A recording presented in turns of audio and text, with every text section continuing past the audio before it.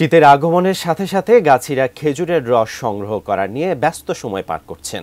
বেলগাছি গ্রাম থেকে সেই চিত্র জানাচ্ছেন চুয়াডাঙ্গা প্রতিনিধি রফিক রহমান। রফিক, নিশ্চয়ই আমাকে শুনতে পাচ্ছেন। রফিক, এমনিতেই অন্যান্য বছরে চুয়াডাঙ্গায় শীত বেশি পড়ে, তো এবার খেজুরের রস সংগ্রহ করা কেমন তোড়জোড় চলছে? পরিচিত চুয়াডাঙ্গা শীতের সাথে খেজুর রসের একটি কিন্তু গভীর সম্পর্ক আছে। শীত আসার সাথে সাথেই চুয়াডাঙ্গার রস সংগ্রহের জন্য ব্যস্ত হয়ে পড়েছে গাছিরা। গত 15 দিন ধরে শুরু হয়েছে রস সংগ্রহ। পৌষ এবং মাঘ এই 2 মাসে মূলত রস বেশি পাওয়া যায় বলে আমাকে জানিয়েছে গাছিরা।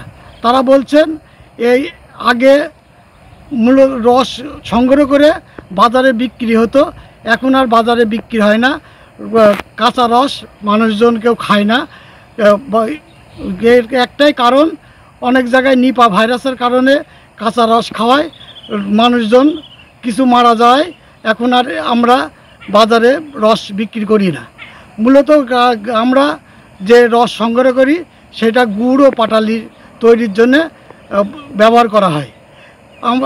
এই বছর আমরা এখনও ঠিকমতো গুড় তৈরি করা শুরু হয়নি, তবে কিছুদিনের মধ্যে শুরু হবে।